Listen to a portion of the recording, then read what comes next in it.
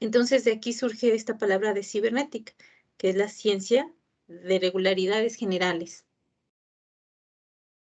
de control y procesos de transmisión de información o comunicación entre todo tipo de sistema, ya sean vivos o no vivos, o conscientes y conscientes, que no manejan la transmisión del conocimiento, sino de su intercambio. Esto lo dijo Novikov en 2015. Y también el doctor Rose Ashby, que ya no está aquí desde 1972 y nació el 6 de septiembre de 1903.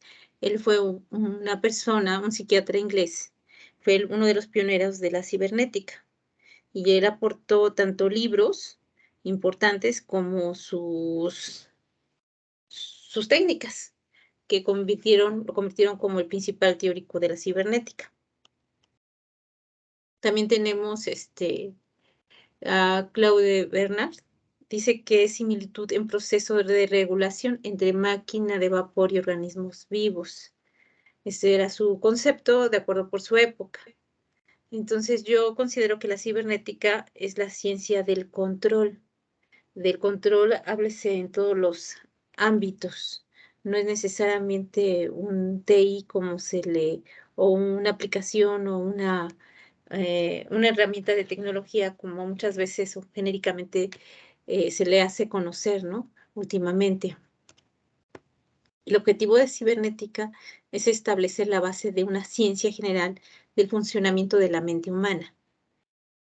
¿Sí? Es un proceso de gobernanza, como ya lo vimos, o de administración cibernética que vincula el objetivo, el modelo con la práctica a través de la retroalimentación o comunicación cibernética. Como algunos de los investigadores que crearon la cibernética y la teoría general de sistemas a mediados del siglo XX, de forma casi inmediata, convergieron los dos cambios de la ciencia como cibersistémica.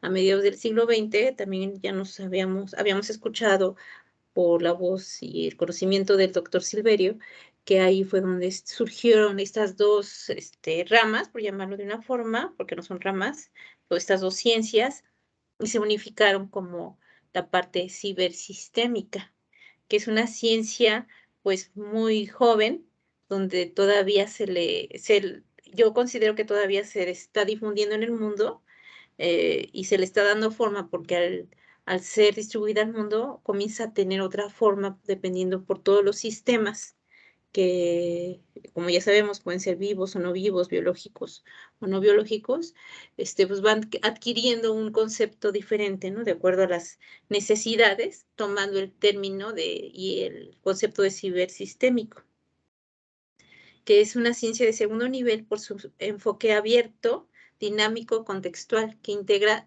diferentes disciplinas y que está entre la teoría y la práctica, que eso es lo que a mí me gusta mucho, ¿no? Porque estamos en la teoría y hay que meterle, no todo es teoría, sino hay que meterle práctica y la experiencia es lo que engloba en sí la cibersistémica, esto es a través de la retroalimentación o comunicación cibernética. Cibersistémica, yo lo considero como que es tempestativamente se corrige el rumbo perdido. ¿Sí? O sea, cibersistémica lleva un rumbo, todos los sistemas llevan un rumbo.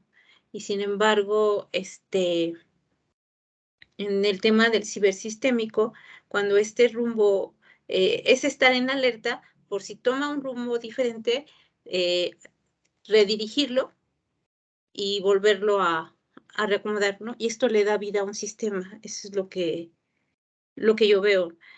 Entonces, en poco más del siglo, la ciencia cibersistémica de segundo nivel ha seguido avanzando con la incorporación de diferentes dimensiones que la enriquecen, como son las teorías de caos y la complejidad, que son dos temas muy importantes, ¿no?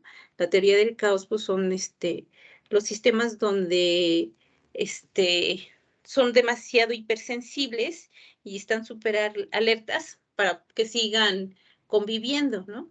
Y la parte de la complejidad son sistemas en apariencia o realmente lo son, totalmente diversos, y sin embargo hay un punto de conexión.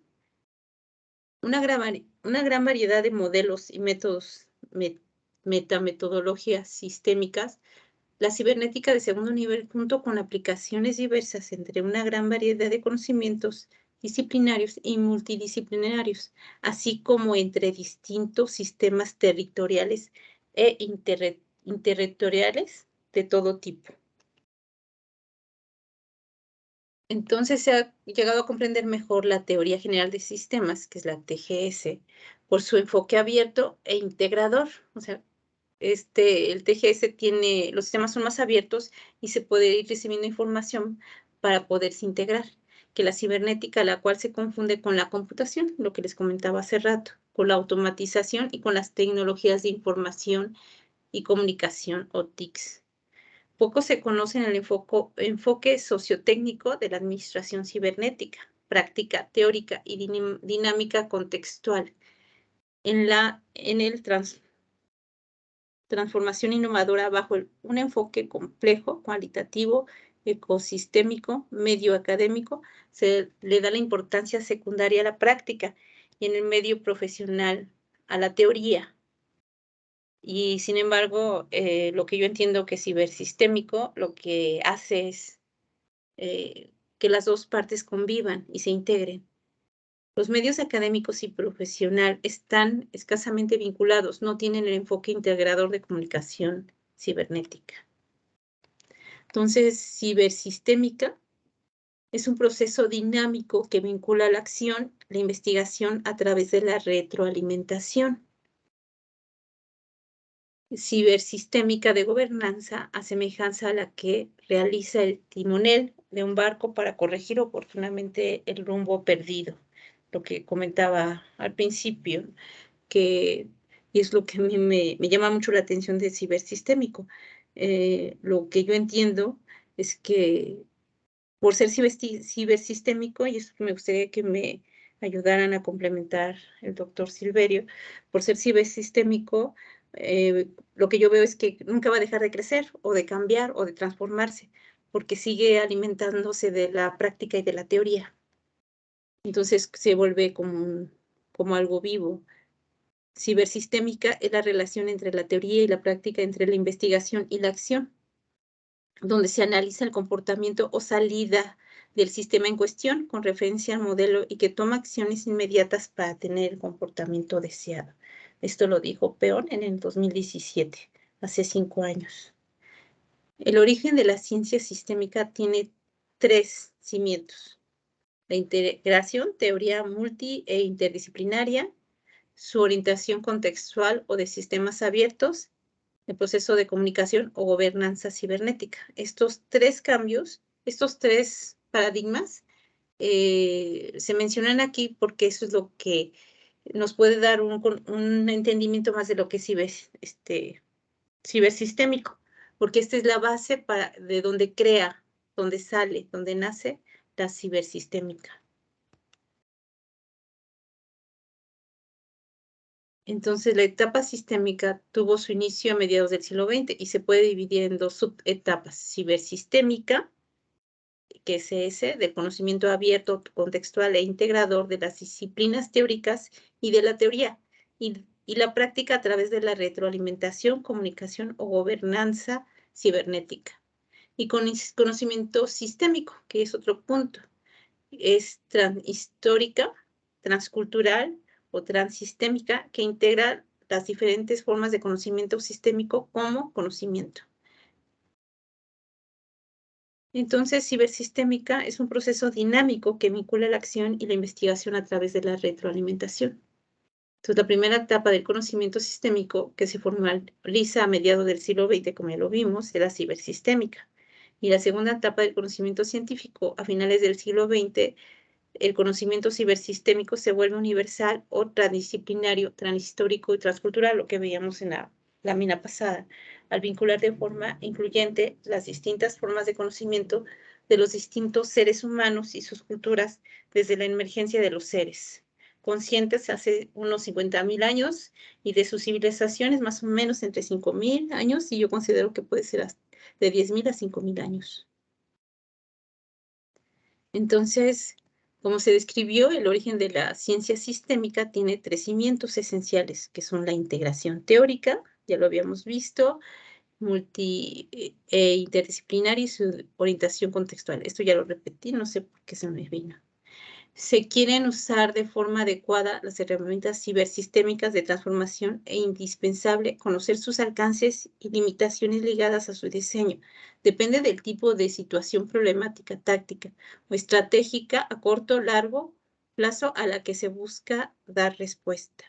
Hasta aquí llegó mi presentación, doctor. Yo estuve buscando información, incluso parecía que había un libro en la librería El Sótano y sin embargo no lo encontré. Y pues bueno, este es mi alcance.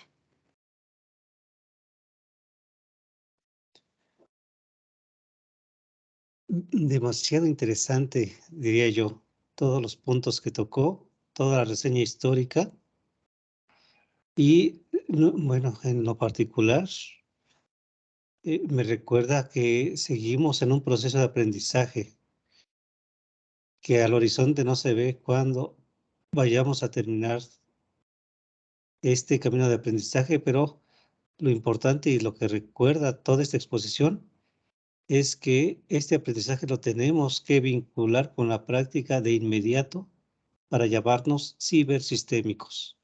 Muchas gracias, Rosario. Gracias a usted, doctor, por esta oportunidad. Sí me llamó mucho la atención, me movió mucho el tema. Yo quería seguir investigando más, no tuve más alcance. Quiero seguir investigando más porque me generó como un poquito de ansiedad, eh, pues saber qué sigue, ¿no? Que lo considero que es pues como que estamos en el inicio y hay mucho que hacer aquí. Alguna vez en un seminario, un compañero me preguntó, justamente estábamos hablando de esos temas, y me preguntó, ¿y cuál es el estado del arte respecto a la cibersistémica y a las herramientas sistémicas empleadas? Y lo que pude comprender en ese momento es que el estado de arte es el trabajo que estamos haciendo nosotros en este momento, porque aunque hay muchos escritores reconocidos internacionalmente, eh, todos ellos, como Morán, por ejemplo, resulta que por el solo hecho de ser contextualizado, el estado de arte lo ponemos todos y cada uno de nosotros cuando lo aterrizamos en nuestro contexto. Y eso es lo que tenemos que realizar. Todo el trabajo que haga usted, Rosario, o Antonio, o David, o el doctor Alejandro Peña, justamente ese es el estado de arte en el momento que lo estamos contextualizando y poniéndolo en la práctica. Gracias, doctor. Muy Gracias. interesante, gracias. Muy bien. Pues muchas gracias. Muy muy rico y enriquecedor. Nuestro compañero Antonio Romero pues tiene problemas con la garganta y entonces le agradezco que esté con nosotros participando en modo avión, pero que esté con nosotros. Muchas gracias. Una disculpa nuevamente, doctor Alejandro Peña. Si usted no tiene ningún comentario adicional, pues empezaría con mi explicación.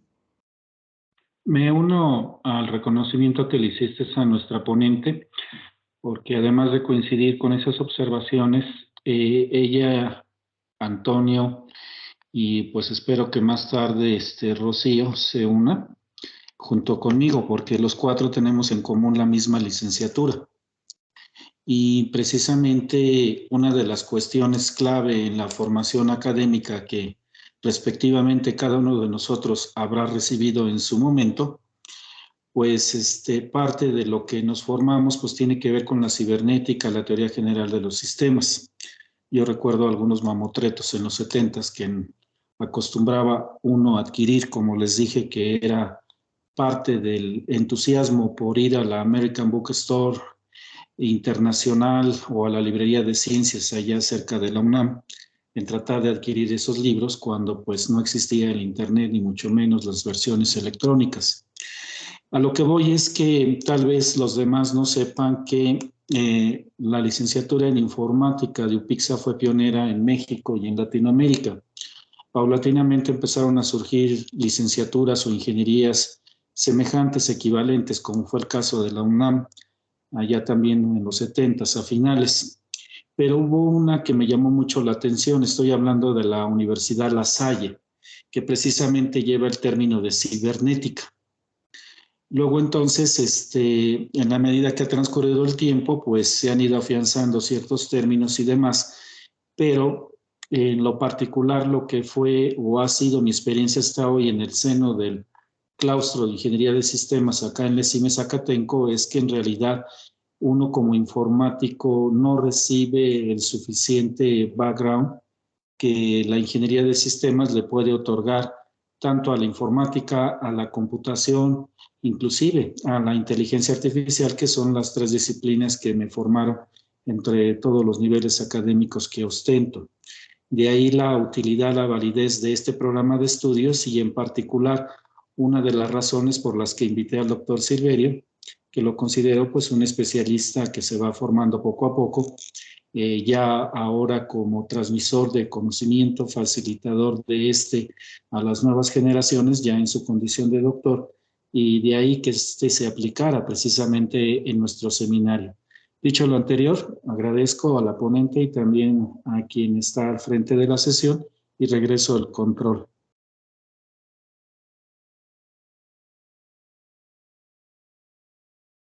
Muchas gracias, doctor Alejandro Peña. Participación de David, José o Carla. Sus comentarios, por favor. Sí, claro, doctor. Es con respecto a la manera en como lo detalló Rosario, las explicaciones cibersistémicas, me quedó tan claro que en mi cabeza formulé precisamente ese concepto, pensando que así como lo habló que es un caos, me formulé así, y como tenías los cerebritos ahí en su presentación, me di a la idea de que pues precisamente pues, mi cabeza, mi cerebro pues, es un caos, es algo que hasta la fecha no han organizado, debido a que pues, hay muchos temas que aprender precisamente de ese sistema. Entonces, cibersistémica lo estoy relacionando como que ya retomando un poco lo que decía Antonio y lo que también explicó José y un poco lo que yo expliqué de los Olon, es pensando que es mi cerebro un Olon, dentro de ese Olon hay un caos. Entonces, pues viene la cibersistémica y va ordenando esos sistemas que están dentro del Olon para ir aprendiendo y ir retroalimentando. Y de esa manera, pues, si pudiera servir de ejemplo, pues aprendí a leer, aprendí a sumar, aprendí a restar, multiplicar, hasta ahora bien, las integrales y etcétera, ¿no? Pero lo que me causa mucha curiosidad es, y creo que así lo entendí, o todo el mundo, o todos lo entendimos, que la cibersistémica lleva como una aceleración, es decir, al principio es lenta, porque pues, trata de ordenar todo ese caos, pero una vez ordenado una parte, se acelera y va creciendo más, e incluso se puede ver reflejado en el concepto de la humanidad. Al principio, para pasar de era a era pues, muy difícil, porque se ordenaba todo ese caos.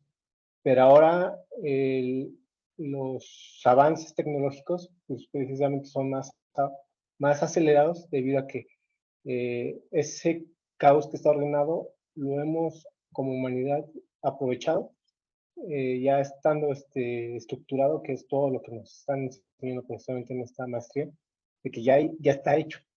Ahora hay que avanzar hacia adelante con todo el caos que ya está ordenado. Esa sería mi aportación. Muy interesante, muchas gracias, David. A mí me parece que la cibersistémica emplea muchos métodos y pues a lo que comprendí es que representa ordenadamente distintos sistemas y pues que vincula tanto la teoría como la práctica.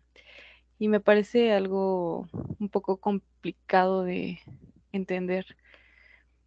Y pues nada más, ese es mi comentario. Gracias, Cara. José, tu comentario. Sí,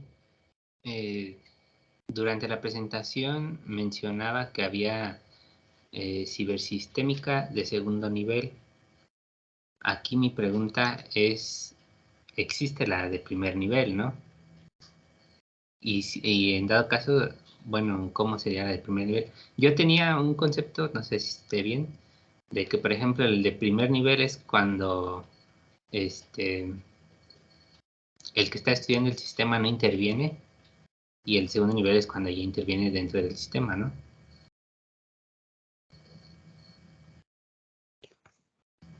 Aquí O lo estoy confundiendo con cibersistémica. no es, de hecho, es la misma rama y es el mismo principio. Resulta que como observadores de un sistema, originalmente se plantea que tú eres el observador y estás analizando cómo se está comportando el sistema y de qué manera puedes intervenir agregando o quitando alguna parte de alguna variable y, viendo su comportamiento de retroalimentación. Cuando lo dejamos en esa parte, ahí le llamamos de primer nivel. Y todo estaba bien hasta ahí. Pero resulta que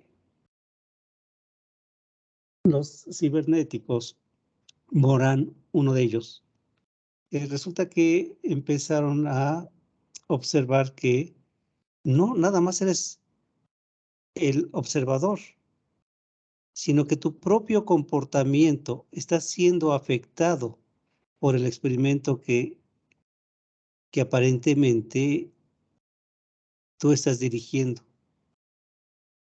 Tu comportamiento, tus ideas están siendo afectadas, tu estructura de ideas está siendo enriquecida. Y entonces ese experimento está repercutiendo en ti. A eso fue a lo que le llamaron cibernética de segundo orden. Cuando el observador que está dirigiendo el experimento también está siendo afectado por el mismo. No nada más sus decisiones afectan a lo que observas. Tú al mismo tiempo te estás construyendo con los nuevos conocimientos, con las nuevas técnicas, con la percepción nueva que estás construyendo con base a este trabajo que estás realizando. Tú estás siendo afectado por ello mismo. En la mayoría de los casos, como coordinador del experimento de una manera positiva. Y a eso se denominó segundo orden. Y en una de las bibliografías que se compartieron, pues inclusive mencionan que hay hasta de tercero o cuarto orden, pero es en este mismo sentido, cómo estamos siendo afectados por lo que nos rodea. Muy bien, ya me quedó claro. Gracias. Ok. Y nada más recalcar lo siguiente. Sí, doctor Alejandro. Por favor, concluir la idea y después ya se me cede la palabra. Sí, concluyendo la idea, para considerarnos cibernéticos, ya no cibersistémicos, sino cibernéticos, tenemos que aterrizar lo que estamos aprendiendo en la práctica en nuestro día a día. Si lo que estamos aprendiendo no lo podemos llevar a nuestras acciones, caemos solamente en la parte de la teoría. Y si no lo podemos aplicar en nuestro comportamiento o en nuestros proyectos, entonces tenemos que preguntarnos, ¿realmente ya lo aprendí? ¿Sí entendí realmente el concepto que estoy trabajando o que nuestros profesores están trabajando conmigo? ¿O nada más tengo la percepción de que ya lo entendí, pero no logro aterrizarlo en mi día a día? En ese momento nos quedamos solamente en la parte de la idea, de la teoría, y no podemos llamarnos cibernéticos o cibersistémicos porque no hemos desarrollado la capacidad para aplicarlo en nuestro momento. Esa es la idea, doctor. Le cedo la palabra, doctor Alejandro Peña. Gracias. Cuando estudié el postdoctorado, mi tema central fue la metacognición. Y posteriormente me enteré también de algo que se llama Self-Regulation Learning, aprendizaje autorregulado. Y como les compartí semanas atrás, pues estaba trabajando en un artículo que pues ya tiene un mes que envié a una revista de ciencias cognitivas. Y entre otras cosas, pues se aborda lo que hoy están ustedes tratando, como es la cibernética. Entonces, simplemente para puntualizar y agregar algo, que en este caso, en 10 años de investigación, pues es lo que he tratado, no solo lo de la cibernética de primer orden, sino la segundo orden. En el caso de la metacognición, ¿qué es esta? Simplemente va más allá de la cognición de la cognición. Por eso el término meta, prefijo, que es todo aquel proceso mental cuyo objeto principal consiste en monitorear, cobrar conciencia y regular las actividades mentales que el individuo está llevando a cabo de manera consciente al interactuar con su entorno, tanto el interno, cuando piensa, cuando reflexiona, cuando aprende, como el externo, como por ejemplo ahorita que escucha, que habla. Entonces, esa es la metacognición. Entonces, es una especie de cibernética de segundo orden porque lo que es objeto de observación es el proceso mental.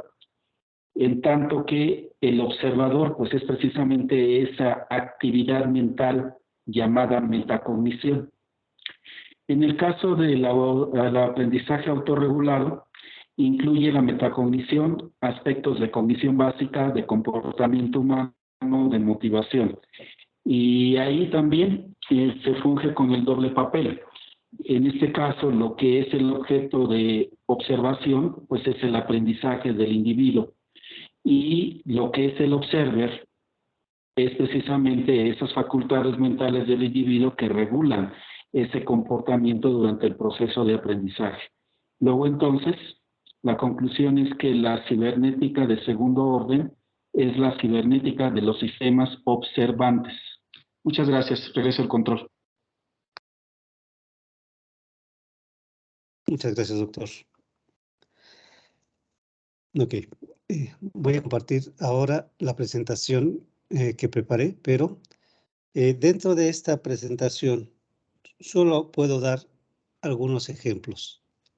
Les mencionaba la clase anterior que realmente el trabajo de ustedes es el que debe salir en estas sesiones para irlo mejorando, para irlo puliendo y enriqueciendo, no nada más como director de tesis o profesor, en mi caso, sino capturando las reflexiones y comentarios de sus compañeros. Porque una frase de un poeta mexicano indígena es la siguiente, en este mundo, cada día debemos ser menos yo y más nosotros. Y ese es el espíritu también de la cibersistémica. Ponernos en nuestro contexto, y en nuestro contexto estamos interactuando momento a momento con personas que nosotros llamamos compañeros y en algunas ocasiones amigos. Y eso, su retroalimentación, nunca nos va a fallar. Lo que ellos están viendo es lo que está sucediendo. Así nos ven, así somos. Y cuando nos lo reflejan, aprendemos de primero y segundo orden en la cibernética. Cada día menos yo y cada día más nosotros, que somos los que vamos a trabajar en este camino de aprendizaje. Y ahora comparto mi presentación.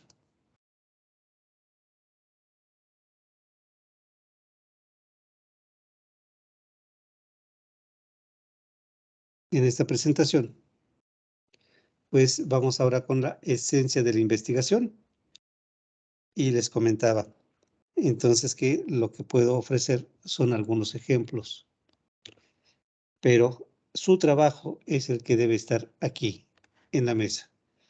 Entonces, después de esta exposición, pues vamos a dar un tiempo para que ustedes nos presenten su trabajo y es válido plantear inquietudes para que en nuestro colectivo podamos discutirlas y criticar en el sentido de criba para cernir este conocimiento, apartar lo que no sea de utilidad y enriquecer lo que sí tiene buenos fundamentos. Y tanto su servidor como cualquiera de los participantes aquí tiene la experiencia y la facultad de enriquecer todas y cada una de nuestras participaciones. Y entonces, pues comenzamos con esta presentación. Esta presentación está enfocada en dos grandes rubros, que es la esencia de la investigación, con las láminas referentes a los alcances de la investigación y la hipótesis originalmente, para lo cual voy a poner algunos ejemplos de un trabajo ya realizado.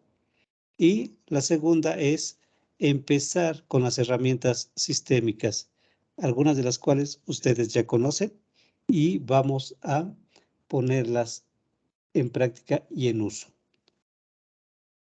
Me indican si tienen algún comentario levantando su mano. David, ¿quieres participar con algo? No, doctor, adelante. Muy bien. Y aquí vamos. El primer tema es el alcance de la investigación.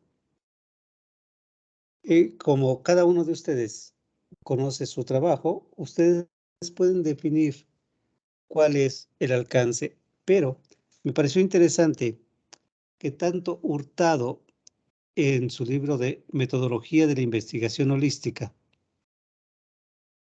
menciona los mismos temas que lo hace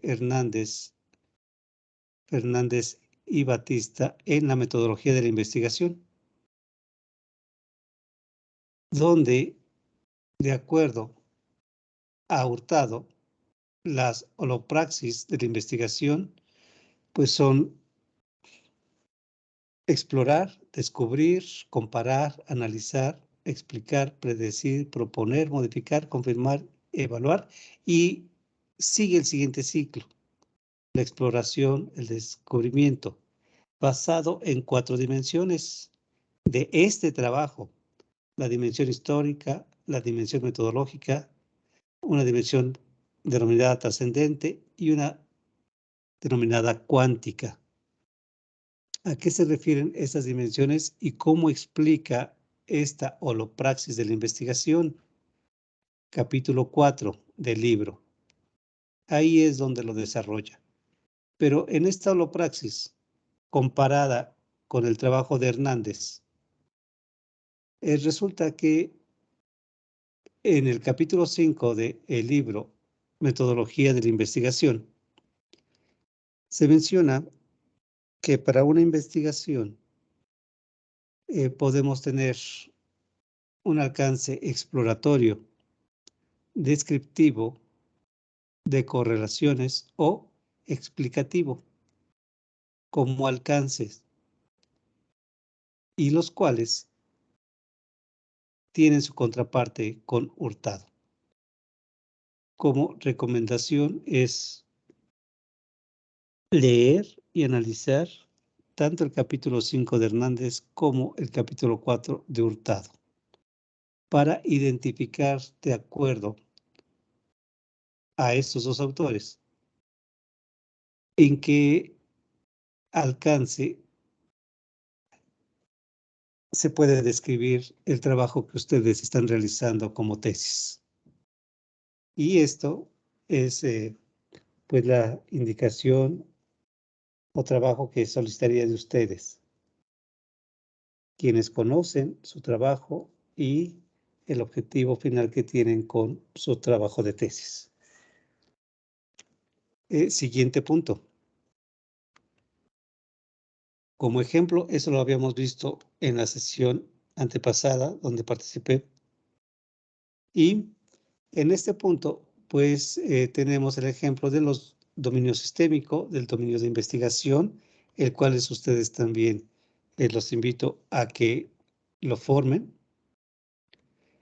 Tenemos el ejemplo de la problemática basada en el pensamiento, la práctica y las herramientas sistémicas y planteada en forma de preguntas, que en el caso de mi trabajo, pues fueron esas preguntas: cómo transitar cognitivamente de lo sensorial a las destrezas lingüísticas, qué conocimientos lingüísticos, culturales se deben adquirir y qué estrategias se deben emplear.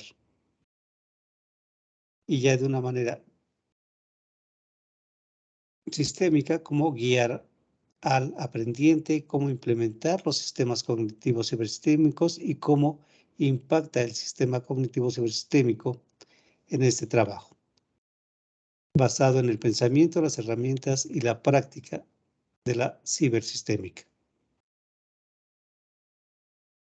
La propuesta de solución: necesitamos una solución. ¿Dónde encontramos la solución? En un sistema propuesto, denominado sistema cognitivo cibersistémico, donde tenemos la base de la comunicación y el control que ejerce el docente sobre el aprendiente y sobre los contenidos educativos, y el uso de estrategias cognitivas para ejercitar las destrezas mentales. Todo esto en un entorno educativo remoto por redes sociales, donde está el proceso de enseñanza y el proceso de aprendizaje de las competencias lingüísticas. Como ejemplo. Y aquí viene la hipótesis. ¿Cómo se va a plantear la hipótesis? Pues la hipótesis la vamos a plantear a través de proposiciones tentativas acerca de las relaciones entre dos o más variables. Y estas se apoyan en conocimientos organizados y sistematizados. Aquí hay un ejemplo de las variables. Las variables, de acuerdo a Hernández, pueden ser del tipo independientes, del tipo dependientes y del tipo intervinientes. Y este es un ejemplo de la simbología de las dependientes, independientes, dependientes. Las independientes van al inicio de la flecha, en la base, y las dependientes en la punta de flecha. Las intervinientes van a afectar esta transmisión, pero no tienen punta de flecha. Se incorporan a la flecha que ya tenemos. Y ahí entonces tenemos que identificar bien cuáles son nuestras variables, cuál es nuestra hipótesis y cómo la podemos simbolizar. Y también esto estaría en el capítulo 6 de Hernández. Posteriormente, pues un ejemplo de diseño inicial de investigación. En este ejemplo, se trata de un proceso de enseñanza-aprendizaje de competencias lingüísticas, donde el contenido educativo va a ser transmitido del profesor al aprendiente, pero al mismo tiempo se van a insertar las estrategias, se van a difundir las estrategias para ejercitar las destrezas mentales y estimular la memoria de trabajo, lo cual se va a traducir en facilitar el aprendizaje por dos vías: la directa, empleando las estrategias, y al mismo tiempo esas estrategias van a ejercitar las destrezas mentales y estimular la memoria de trabajo, lo que debe incrementar el aprendizaje. Para medir esto, pues vamos a tener un pre y un post test que nos mida en qué nivel se incrementó dicho aprendizaje.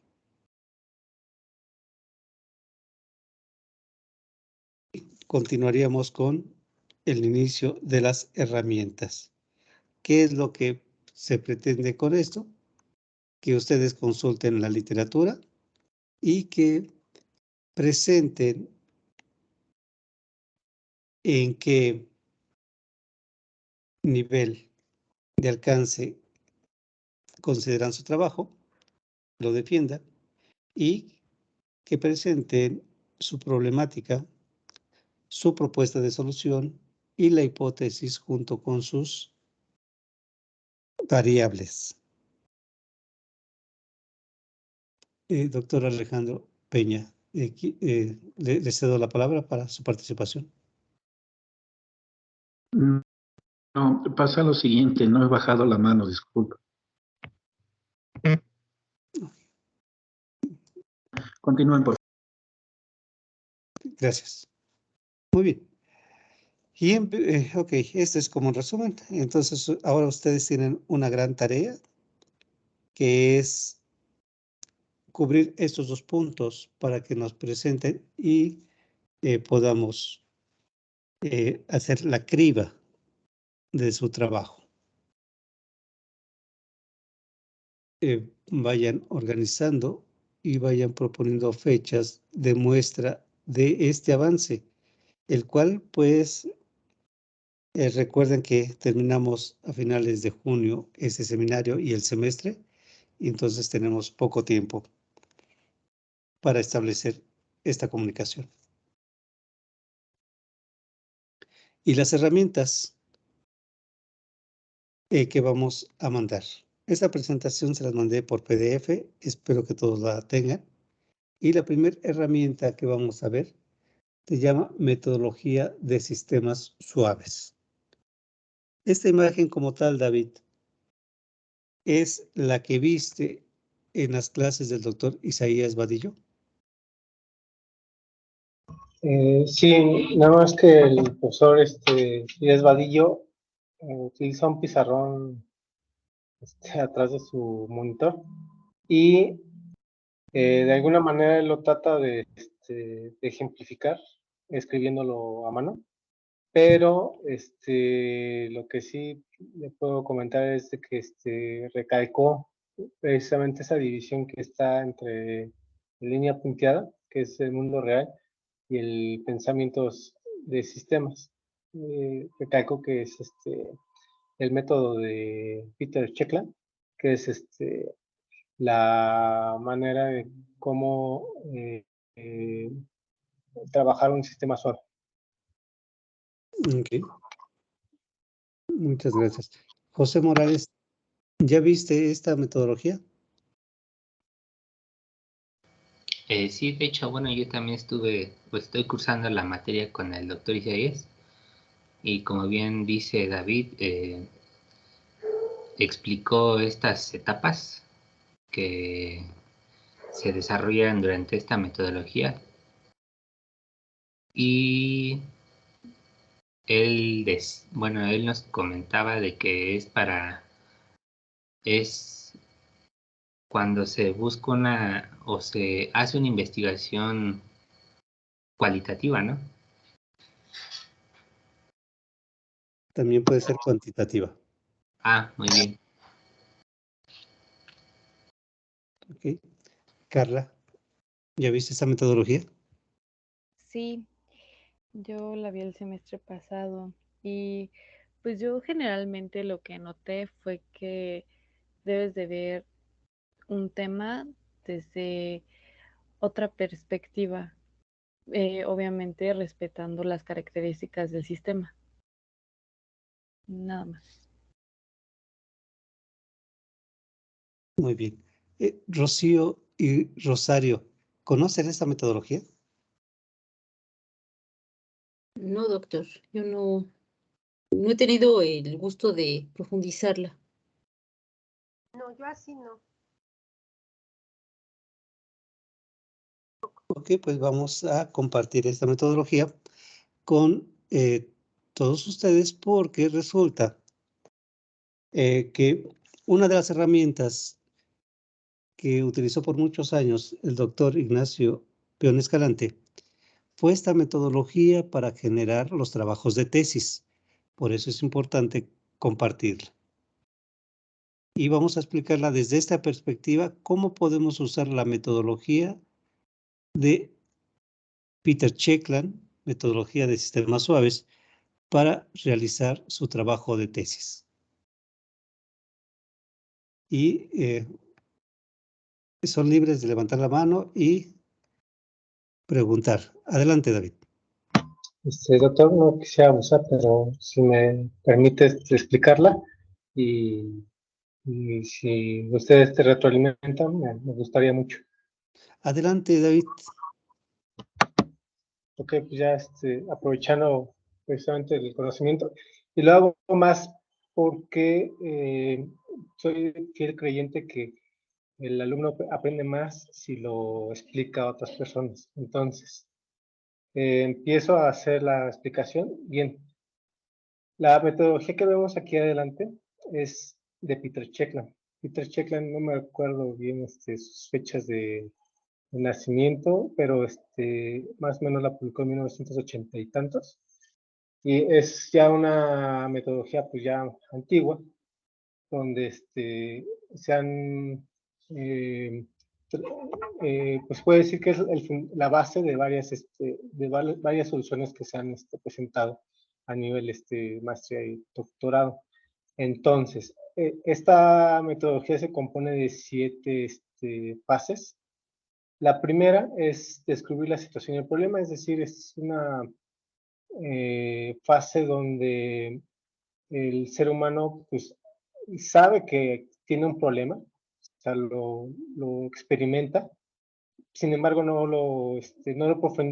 esta etapa no se profundiza mucho en el problema, es decir, se sabe que existe el problema, pero no lo analiza.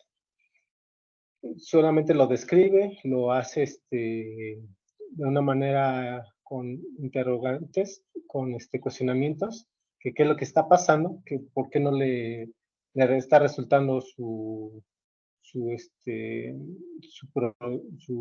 plan. Porque pues para esto sale precisamente de algo que no alcanzó, por eso es un problema, porque se truncó algo.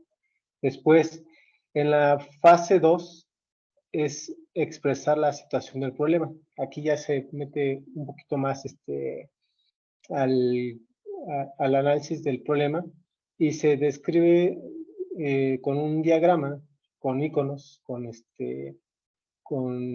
iconos, descripciones y relaciones entre los elementos del sistema, cómo está. Es como, a lo mejor algunos lo relacionan con el así está, o sea, lo estructuran, ven cómo está el sistema, cómo está interrelacionado y cuáles son los componentes de todo esto. Ahora bien, quisiera recalcar que todo esto, estas dos fases, están dentro de una área del mundo real, que es lo que está dividiendo la línea punteada, más o menos a la mitad de la diapositiva, cuando todo esto existe y pasa. O sea, es tal cual como se conoce como el mundo real. Para pasar a la fase 3, viene el pensamiento de sistemas, es decir, es algo cognitivo, algo que no existe, es algo que se está pensando, porque ya el ser humano comienza a razonar qué es lo que le estorba o qué es lo que le falta. O en este caso, como dice el doctor Silverio, es un y, que estorba y que falta. Y pasando al punto número 3, dar nombre a los sistemas relevantes, es qué es lo que es como un decir de qué pasaría si quito esto y qué pasaría si meto aquello. Ya es sin afectar el mundo real, nada más es analizando lo que está en el presente, si nosotros pudiéramos quitar o poner. Es haciendo como un ejemplo. ¿Qué pasaría si quitan a los hombres del mundo? ¿No? A lo mejor el mundo se arregla. O qué pasaría si el transporte del Estado de México fuera privado todo. Pues a lo mejor generaría más movilidad. Ahí es donde se empieza el análisis del sistema. Después llegamos a la parte número 4, el elemento número 4, que son los modelos conceptuales. Se genera la propuesta de lo que se va a poner y se va a quitar para que quede el modelo conceptual que más adelante se va a tener que comparar. En este momento se hace ya el plan en el papel para pasar al mundo real. En el punto número 5 se pasa al mundo real y se hace la comparativa entre el real y lo que nosotros pensamos, ya con los elementos que se van a poner y se van a quitar. Una vez que se comparan, llegamos al punto número 6, donde se identifican los cambios factibles y cambios deseados, que es lo que es, digamos, si lo viéramos como organización, ya es aquí es donde va la firma del director, que sí va el proyecto, y se define la estructura conceptual que ya teníamos. A lo mejor ese modelo conceptual tuviera algunas modificaciones, pues aquí ya es donde ya no hay vuelta atrás, y para pasar al punto número 7, donde vienen las recomendaciones para actuar y resolver el problema, es decir, ya aquí es donde viene la inversión del dinero, porque pues, hay que poner o hay que quitar, hay que edificar o hay que quitar un piso del edificio. Aquí es donde se pone en práctica. Y en algunas biografías que he estado leyendo, hace un ciclo, o sea, del 7 se pasa al 1, porque esto se vuelve continuo, debido a que los problemas nunca se van a acabar. Y esa es la manera de ir resolviendo los problemas a través del método de Peter Checker, que no es más que, así lo veo yo, ya esto es una opinión personal, que es una comparativa de modelos entre lo real y lo conceptual. Y una vez que están comparados, cuantificar cuánto es lo que se debe de invertir para llevar a cabo la solución o arreglar el problema. Adelante, doctor, si me puede apoyar corrigiendo lo que está mal y enderezando esto, por favor.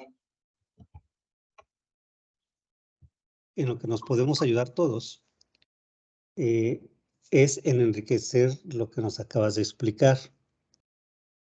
La explicación de los 7 puntos es correcta.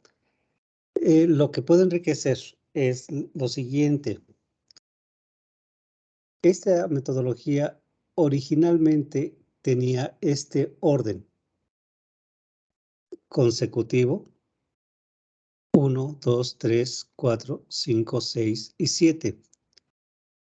Posteriormente a esta metodología se aplicó la parte que se le quitaron las secuencias y era cada punto libre de continuar con cualquiera de los otros para hacerla más dinámica. Y hubo la última versión de esta metodología que ven aquí, donde ahora la situación problemática del mundo real, que es la que se va a analizar, está fundamentada por la historia del problema. Ya aquí esa es una parte importante, porque en el punto 1 es describir la situación problema, pero problema para quién realmente es un problema. ¿Cómo identificamos que es una situación problema?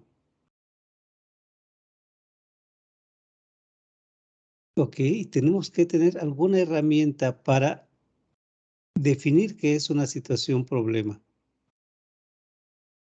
Y esa herramienta, pues es obtener un consenso de los afectados por este problema para poder identificar si es o no un problema.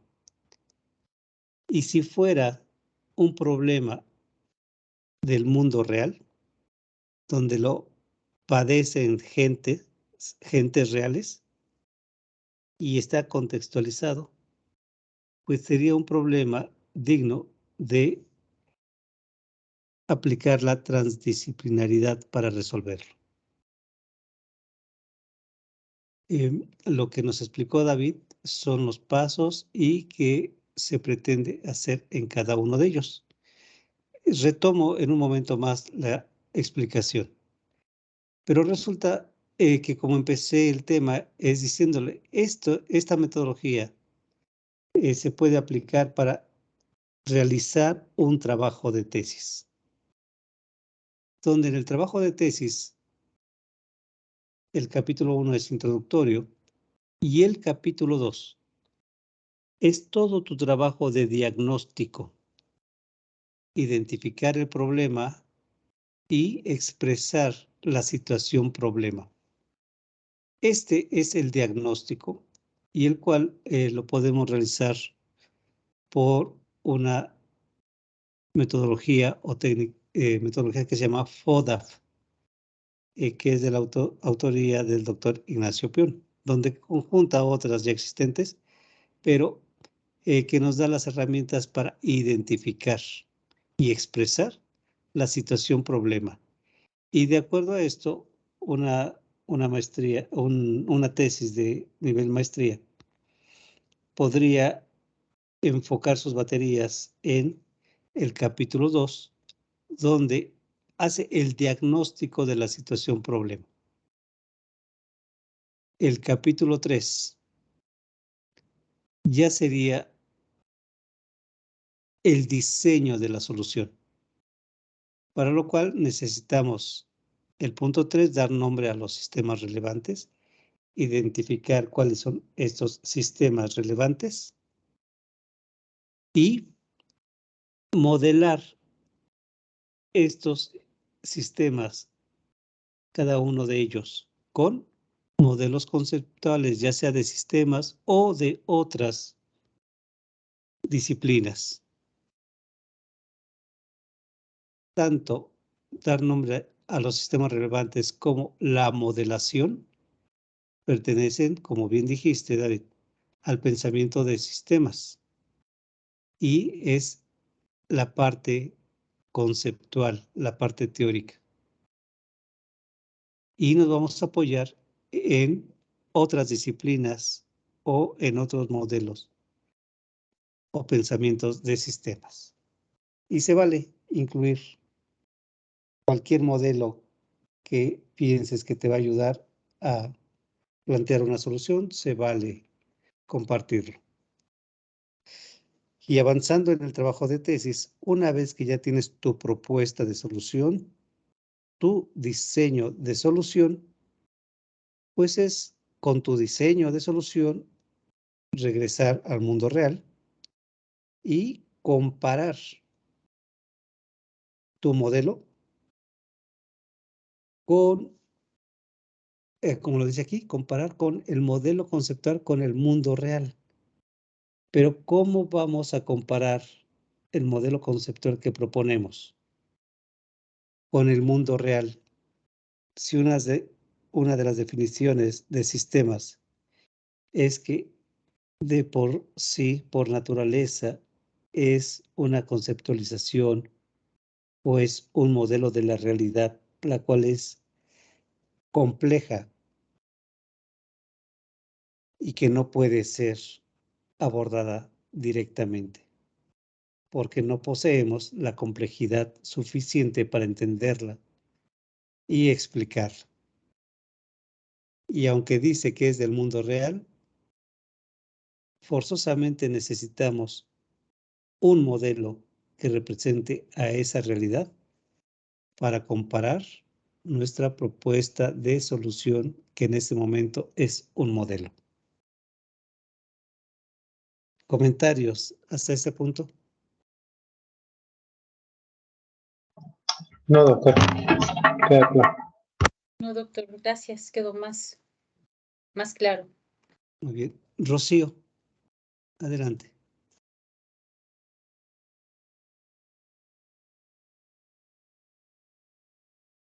Vi que levantó la mano Rocío, por eso le pregunto. Sí, gracias.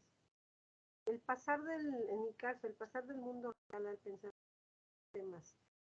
En el caso de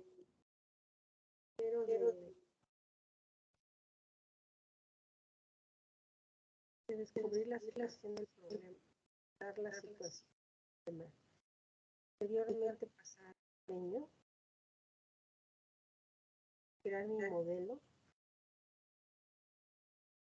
Yo lo asocio con la parte de, en mi caso, es rediseño de procesos. Y este rediseño de procesos, primero necesito saber, o tuve que saber la situación actual, también saber cuál era el problema y en base a no precisamente a esta, sí apliqué un FODA, pero apliqué también otras técnicas y posteriormente, bueno, se hizo la propuesta del modelo conceptual y posteriormente, otra vez pasando al mundo real, ya viene la implementación. A mí lo que me queda la duda es estrictamente el modelo de esta metodología de sistemas suaves no es tan lineal, es flexible e incluso es cíclico en algunos casos. ¿Estoy en lo correcto? Es correcto, Rocío. Ok, y yo puedo fluir dependiendo cómo se den los procesos. Así por es. Del mundo real al pensamiento sistémico. Sí, tú puedes fluir y estás en la libertad de ir de cualquiera de los bloques formados aquí a cualquier otro de los bloques. Y cómo, otra de las dudas que tengo es cómo lo incorporo, por ejemplo, con con otras metodologías de desarrollo de sistemas? ¿O tengo que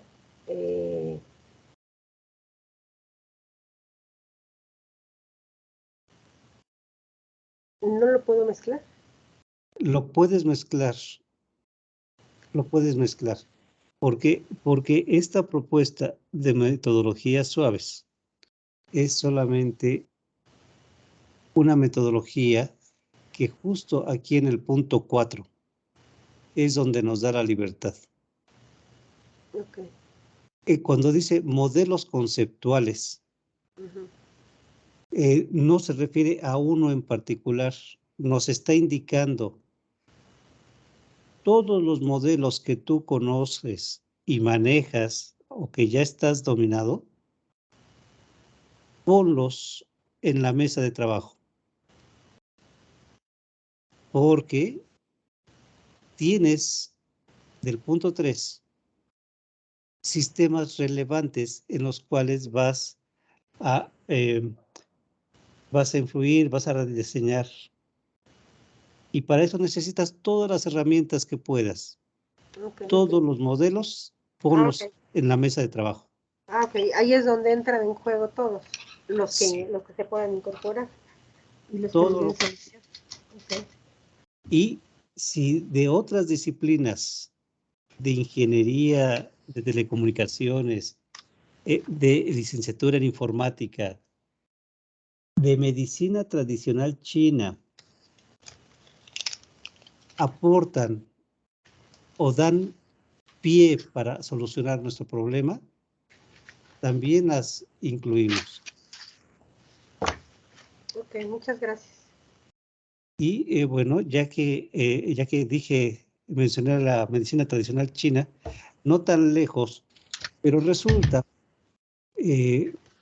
por mi formación, que yo soy formado en comunicaciones electrónicas y una de mis materias de licenciatura, pues es la teoría de comunicación, de Shannon.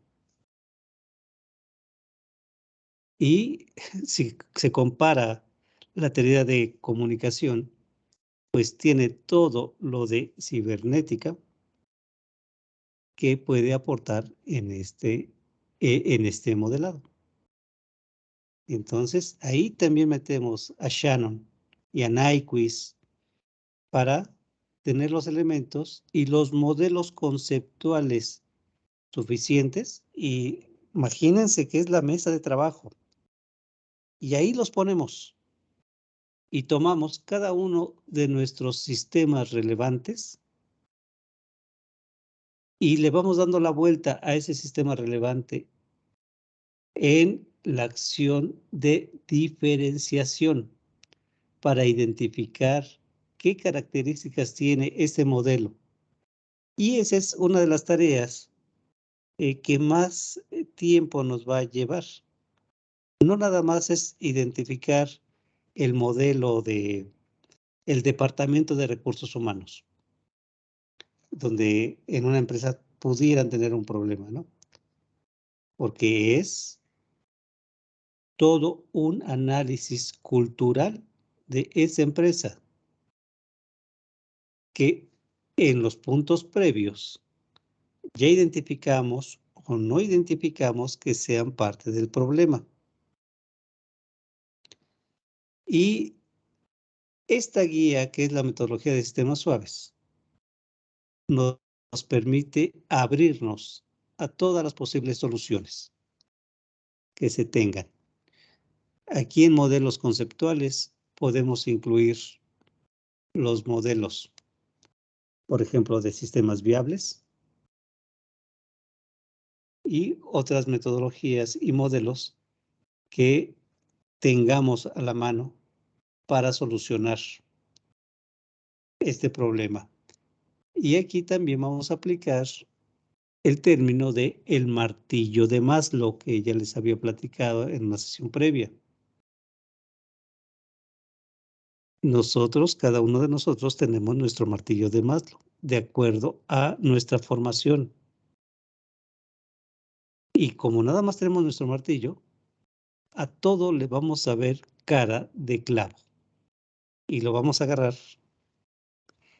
pues con nuestro martillo y lo vamos a tratar como clavo. Por esta razón es que es conveniente que participemos y abramos nuestras ideas a un grupo de trabajo. Por ejemplo, porque cada quien con su martillo, algunos martillos van a tener más forma de desarmador que otros, y otros martillos van a tener más forma de regla que otros, pues vamos a poder trabajar mejor y vamos a poder enriquecer nuestro trabajo. Si tenemos los tesistas alguna desconfianza de que nos pueden plagiar nuestra idea, pues entonces, de todas maneras, nos abrimos para mostrarla y nos apuramos para terminar el trabajo. Bien, entonces, esta es la guía. Hacer cada uno de esos pasos no es tan sencillo. Por ejemplo, ¿cómo validamos o cómo descubrimos la situación problema? Y para empezar, le voy a pedir a José Morales que nos diga cuál es la situación problema en su tesis.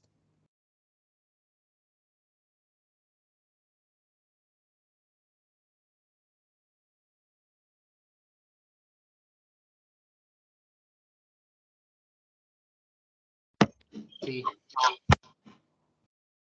Adelante, José. voy.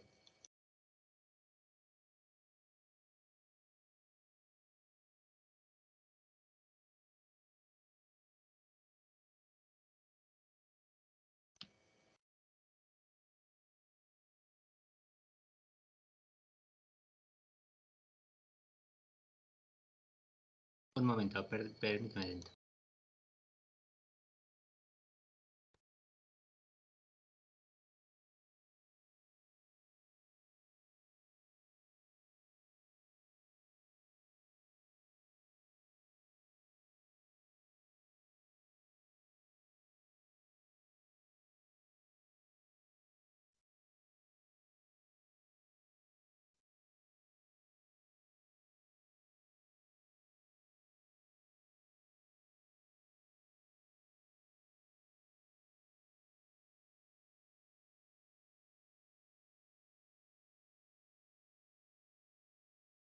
Ahora sí, ya, perdón, una disculpa, mi problemática de mi tema de tesis, bueno, como ya se los he dicho en reiteradas ocasiones, está relacionado con la calidad del suministro y consumo de energía eléctrica. Para ello, en mi tesis busco analizar de dos formas. La primera es de manera cuantitativa, en la que busco ver ver y analizar cómo es el impacto de calidad de energía eléctrica a los usuarios o a los suministradores en ambas partes, y de manera cualitativa igual cómo afecta en los parámetros eléctricos de los suministradores y consumidores. Una vez que tenga que haya hecho este análisis, pues tendré que dar la solución pertinente según sea el caso. Bien. Y aquí mi pregunta para ti, José, muchas gracias por compartirnos tu trabajo. ¿Realmente es una situación problema la calidad del suministro de energía eléctrica? Sí. Primeramente, con el creciente uso de ¿cómo se llaman? aparatos electrónicos en las industrias o empresas grandes, se distorsiona mucho la forma de onda, ya sea de tensión o corriente. Entonces esta deformación de onda pues trae repercusiones para los equipos o aparatos eléctricos. Además, hoy en día, bueno, conforme a la normatividad vigente, también el que hay una norma, ahorita se me fue el nombre, pero se llama código de red, en donde todos los usuarios que consuman más de 100 kilowatts deben de cumplir con este requisito de calidad de la energía para que la empresa suministradora le pueda vender o sí suministrar energía eléctrica. Entonces, hoy en día sí es un tema de gran importancia.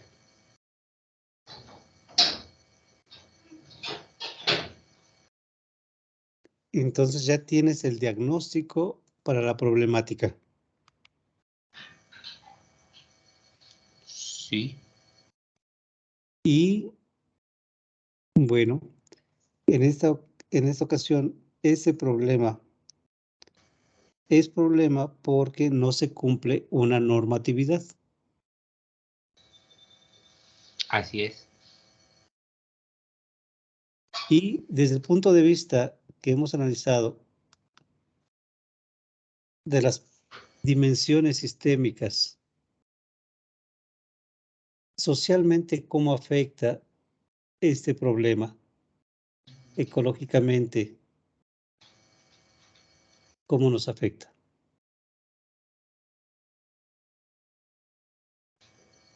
Por ejemplo, ahí podría entrar, se me ocurre ahorita para lo ecológico, las energías renovables, ¿no? De que, o sea, es más caro producir energía eléctrica a base de, ¿cómo se llama? Combustibles como carbón, petróleo, etcétera, que con energías limpias, ¿no?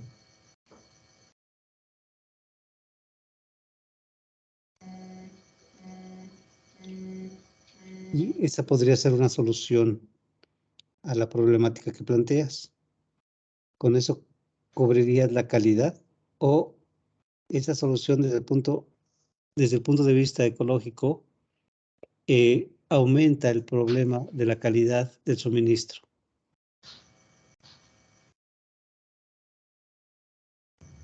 De cierta forma, bueno, también hay otro tema que es la generación distribuida, en donde los propios usuarios pueden generar su propia energía eléctrica y venderla o insertarla a la red eléctrica. Y bueno, de lo que generen se puede deducir su pago de energía eléctrica y lo restante pues lo pueden vender, ¿no? Pero el problema es de que de igual modo pues la energía eléctrica que generen debe de ser de calidad, entonces pues ahí también vendría involucrado este tema, ¿no? Ok. ¿No crees que sería como sugerencia Sí, claro.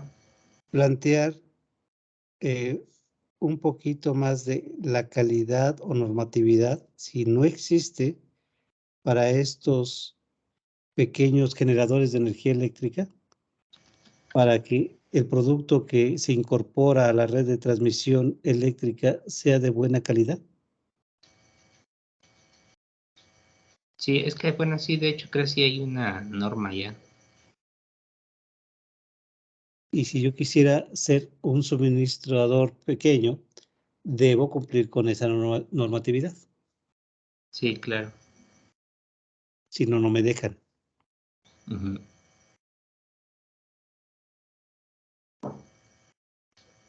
Okay.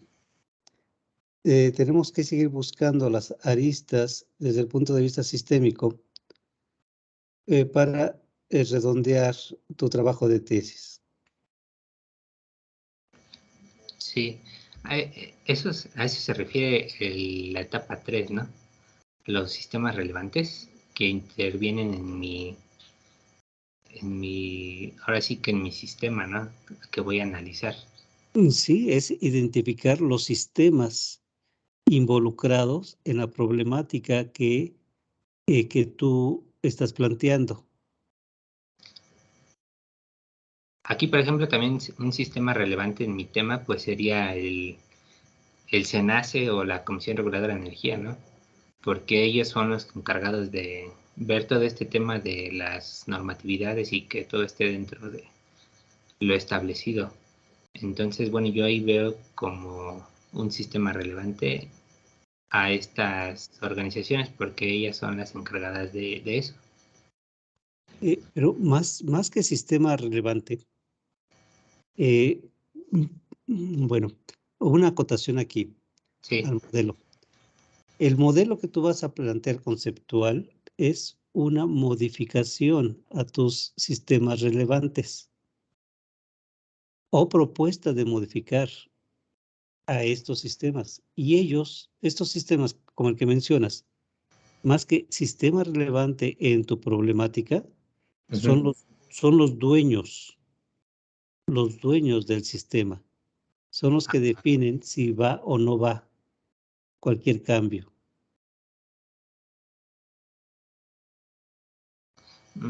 Sí, muy bien, ya quedó claro. Entonces, sí tenemos que identificar tus sistemas relevantes que intervienen en la problemática. También tenemos que identificar quiénes son los actores, quiénes son los dueños de esto. Y justamente uno de los pasos es identificar con el CATUDE a cada uno de estos jugadores en este problema. ¿Ya hiciste tu CATUDE de esta metodología? No. Ok, entonces necesitamos hacer ese CATUDE para poder identificarlos. David. Gracias. Sí, y vamos Sí, a seguir trabajando en eso. ¿Tú ya hiciste este ejercicio, aplicaste esta metodología? Sí, de hecho, me había extraño que José contestara que no ha hecho el CATUDE. De hecho, la fase 4, donde se identifica el cliente, el autor, de hecho hay una palabra alemana que no recuerdo cómo se dice, pero es algo así como Volchau, Westerschau. Wolfenschau, que es como describir el universo. Es a eso se refiere, ¿verdad, doctor? Es tu percepción, tu punto de vista del universo, ¿sí? Es ese. Perdón, entonces sí. Ok, vamos a ver un ejemplo de esta metodología. Adelante, José, si quieres terminar. No, continúa. Claro. Bueno, en esta parte, digamos,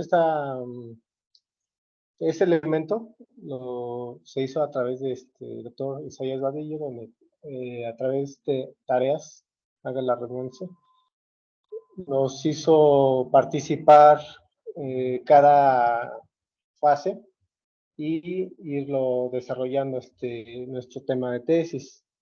Entonces, así como le hizo las preguntas a José, precisamente así se desarrolló. Primero, ¿cuál es el problema?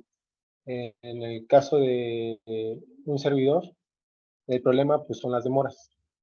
Ahora bien, todas las preguntas relacionadas con las demoras, pues ahí se hacen. Después, expresar la situación del problema. La situación del problema es que genera un costo adicional en el transporte aéreo de carga aérea, en mi caso, pues mi tesis, voy a repetir el nombre, es un método sistémico para prevenir demoras en el transporte aéreo de carga. Entonces, separando los elementos de los que se compone el título de tesis, de los que habla, es en el ambiente del transporte aéreo se generan demoras. Esas demoras generan gastos, y estos gastos son ocasionados por alteraciones no, lo voy a decir de manera simplificada, es alteraciones de un plan. Se tiene todo planeado, o en el peor de los casos no se tiene planeado, pero se tiene un tiempo pactado para entregar la mercancía. Y al no llegar en el lugar y en el momento, si no se entrega la mercancía en modo y forma y tiempo, se generan alteraciones, y esas alteraciones generan costos que en algún momento la empresa va a tratar de ahorrárselos gastando los recursos naturales. Aquí entra la situación de sustentabilidad, donde precisamente habla el término de dejar los recursos, respetar los recursos para las futuras generaciones. Y al querer la empresa entregar la mercancía en tiempo y forma, pues gasta estos recursos, como por ejemplo lo que estaba diciendo José, más combustible, más tractores, más producción o sobreproducción, y eso contamina al medio ambiente. Si se llevara un plan adecuado o una estadística adecuada para prevenir, para cuantificar cuál es el mejor método y cuál es el mejor procedimiento que mejorar los tiempos, se comenzarían a prevenir las demoras. Eso ya es la parte 3, dar nombre a los sistemas relevantes, donde vemos los componentes de lo que se genera de manera conceptual, y entramos precisamente a verificar quiénes son los clientes. Los clientes pues, son los usuarios finales que piden un producto.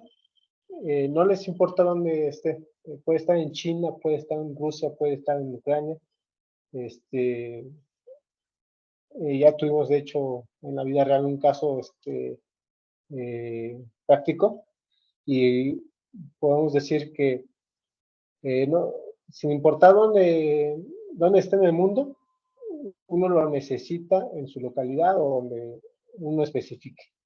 Y el transporte aéreo, pues es la vía más rápida para entregar el producto. Entonces, si uno está pagando para generar ese recurso de manera casi inmediata, de donde se encuentra en el mundo, pues obviamente no quiere uno que se encarezca, o en este caso la empresa que se dedica a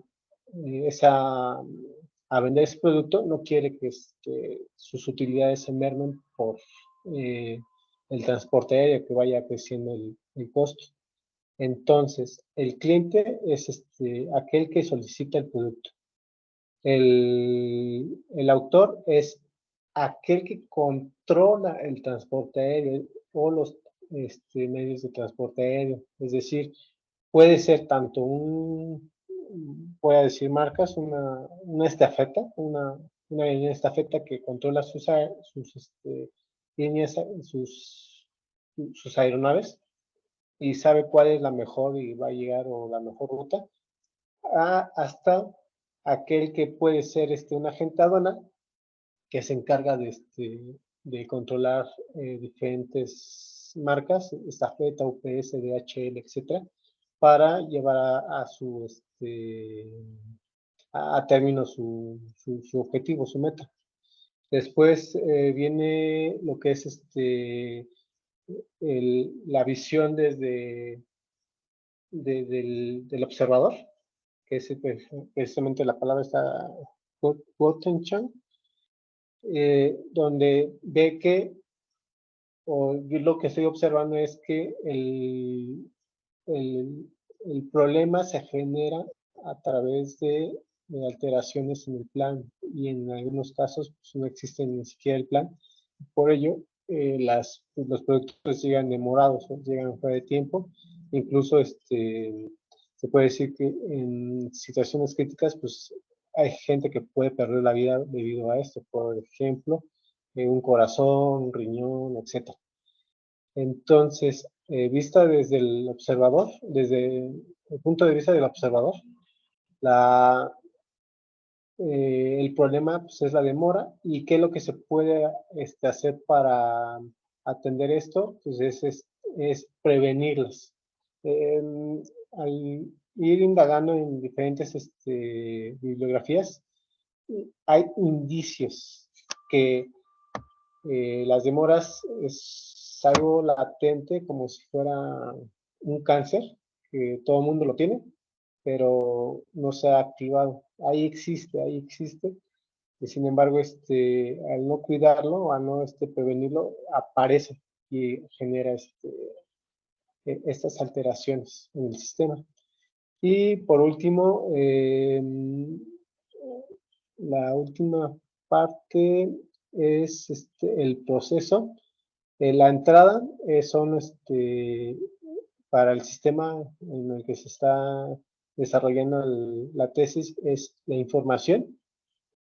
Se transforma, se hace un análisis con estadística y sale información, es decir, ya opciones a elegir, donde el autor decide cuál es la mejor alternativa en ejecutar el transporte aéreo de carga. Es decir, si fuera un empleado de estafeta, escoge la ruta México-Tijuana, Tijuana-Sinaloa, para hacer llegar un corazón.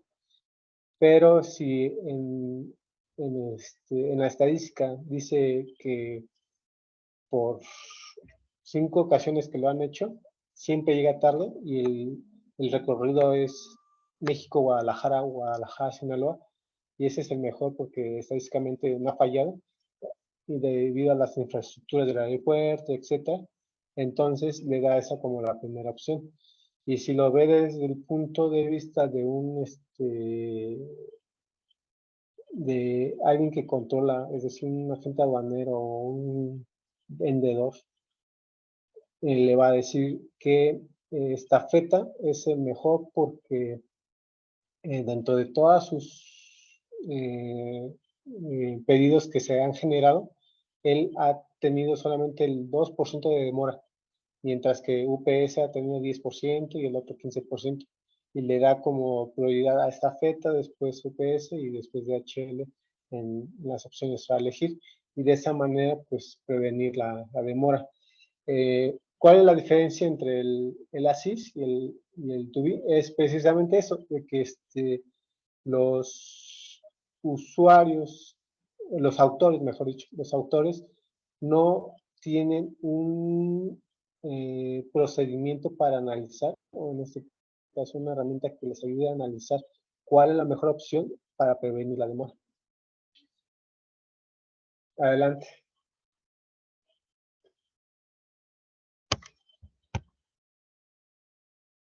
Ok, muy interesante tu tema, David. Y voy a retomar la idea por la cual estamos compartiendo esta presentación. Esta es una metodología de sistemas suaves. Como tal metodología de sistemas suaves, en contraposición a los sistemas duros, la vamos a aplicar en problemáticas donde uno de los factores importantes de esta problemática sea el humano, como personas.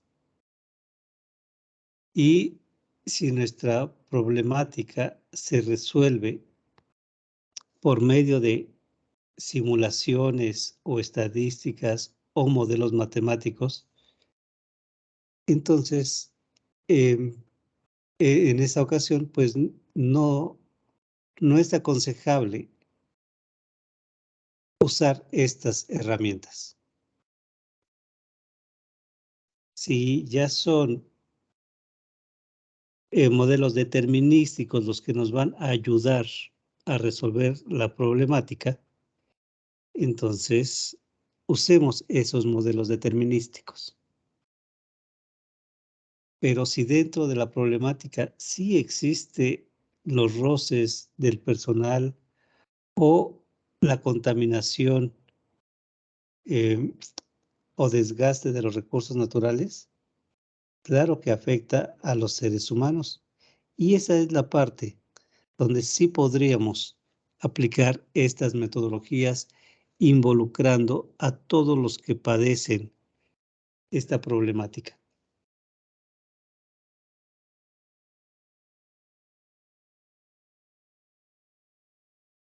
¿Han pensado utilizar o ya están utilizando esta problemática en sus trabajos de tesis, David y José? Pues investigué un poco más a fondo lo del método y los ejemplos que he encontrado es caminados hacia precisamente el roce que hay en los seres humanos, es decir, por ejemplo, en una clínica ponen el ejemplo de anteriormente se tenía un buen servicio y ahora que está la nueva secretaria, ha empeorado el servicio, los clientes se quejan. Entonces, la solución fácil o viable es correr a la secretaria o cambia a la secretaria. Sin embargo, el sistema le da una segunda oportunidad en donde se establece que le falta capacitación a la secretaria para atender a los clientes. Se estresaba mucho y por el estrés no atendía bien a los clientes, por lo tanto, necesitaba un curso de manejo de estrés. Y ya, con eso se soluciona el problema. En el tema de la tesis que estoy realizando, sí lo pudiera aplicar en el aspecto de que en el área de operaciones, precisamente para mover la mercancía de transporte en transporte, se utilizan a los seres humanos y esos seres humanos podrían generar demora debido a que no hay comunicación, no hay un buen entendimiento. A ese nivel pudiéramos aplicarlo, pero en mi opinión es de profundizar a un segundo o tercer nivel de las causas de una demora, o podría ponerlo como causa de una demora. Adelante, José.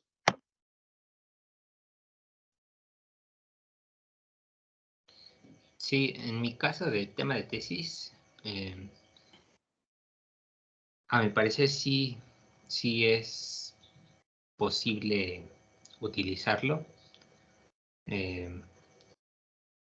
Obviamente, bueno, tengo una percepción de esta metodología de sistemas suaves muy básica, pero claro que buscando más información y planteando mis propios, más bien utilizando cada etapa para aplicarlo a mi tema de tesis, creo que sí es posible utilizarla.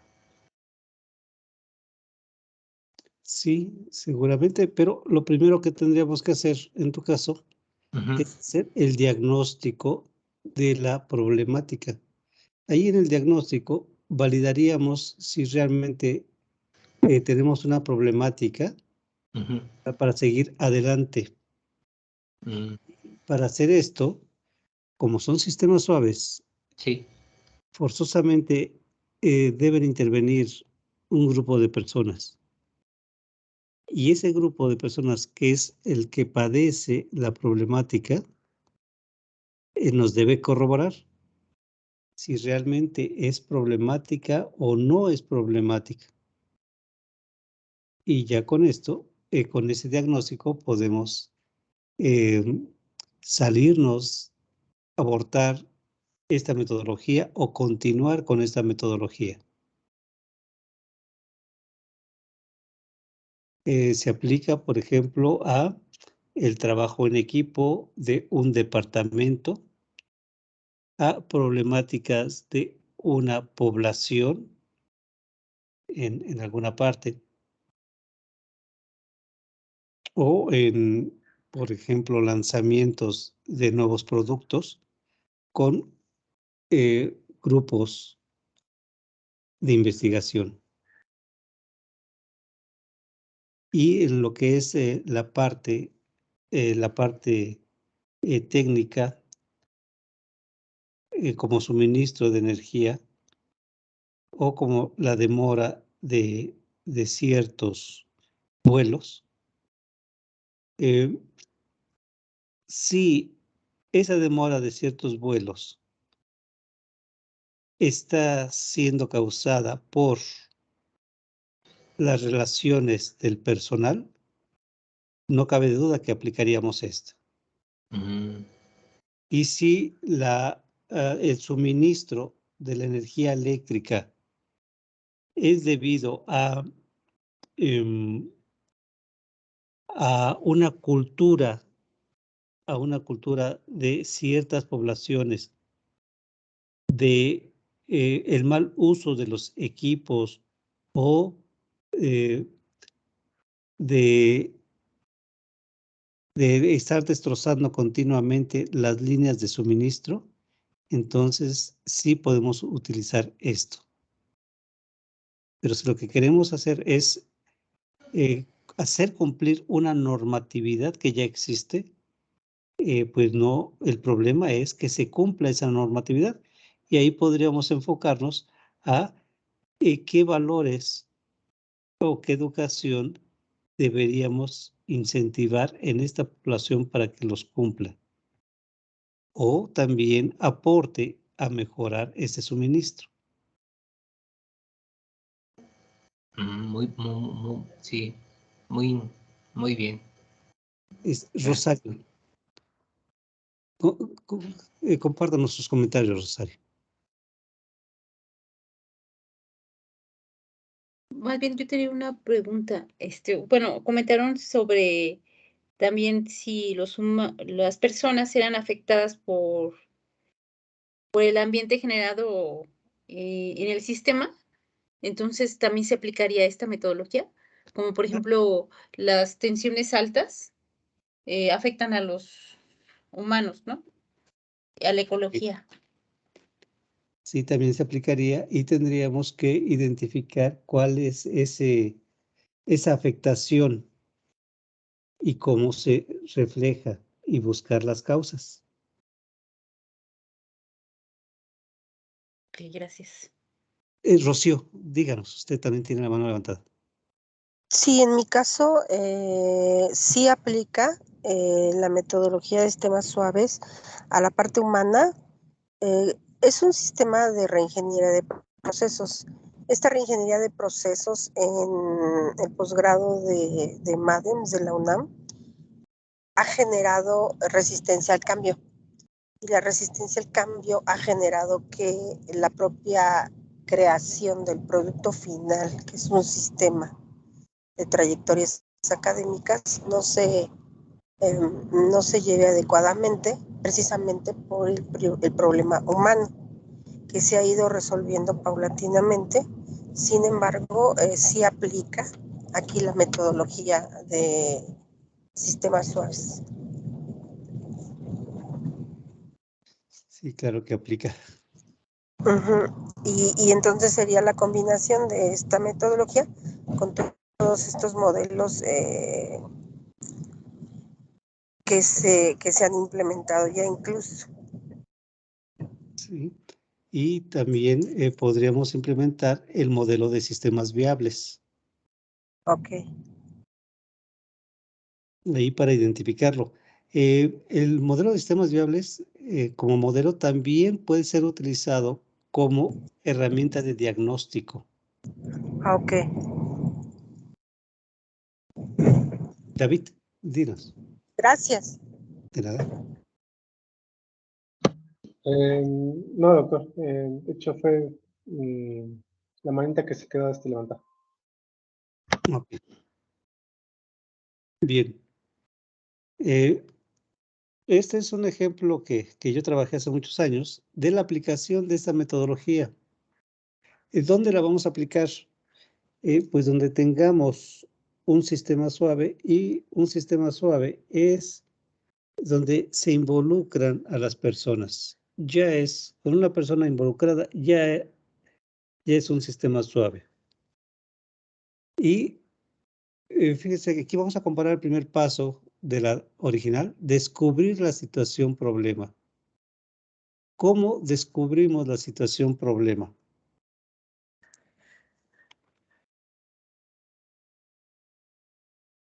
Ya en esta versión nos dan la pista con los datos históricos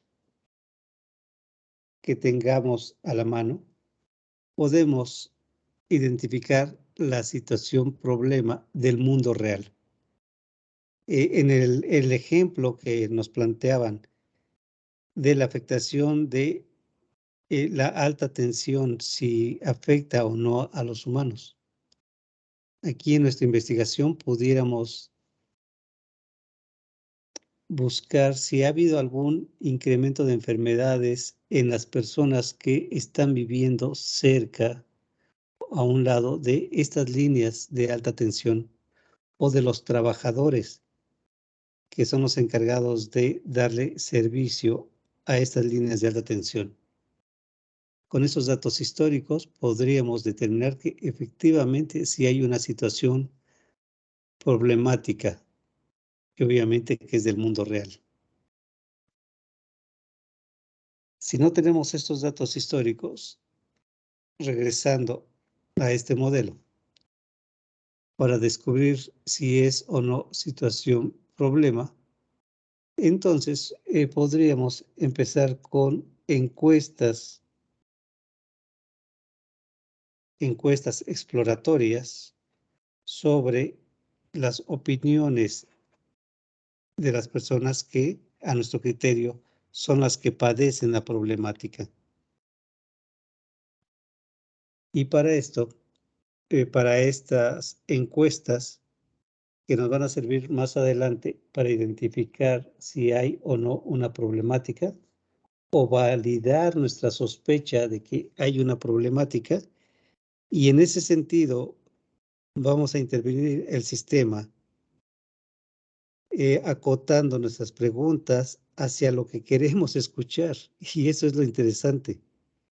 Y ahí nosotros estamos interviniendo el sistema. Vamos a tratar de hacer un cuestionario donde no preguntamos, ¿verdad que sí te duele la alta tensión? O preguntas como, ¿verdad que te has enfermado de gripe más constantemente cuando hace más calor y se oyen más los chisporroteos de los cables de alta tensión? En el ejemplo que me proporcionaron, obviamente, pues, ¿hay afectación? Sí, es natural que haya afectación por las líneas de alta tensión. Por eso es que están tan elevadas, para evitar esa afectación, y por eso sus sistemas de aislamiento. No obstante, pues se ioniza el aire alrededor de los cables y se produce el efecto corona alrededor de estos cables. Pero ese problema, ¿cómo lo vemos reflejado? Se me ocurre plantear una hipótesis sobre la deficiencia del aprendizaje de los niños que asisten a escuelas cerca de estas torres de alta tensión.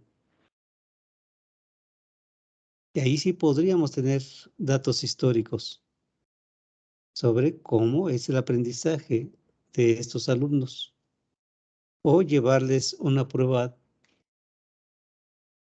de conocimientos y aplicárselas. Claro, para eso necesitaríamos resolver otros problemas como el permiso de las escuelas, el permiso de los padres y explicarle qué es lo que queremos hacer.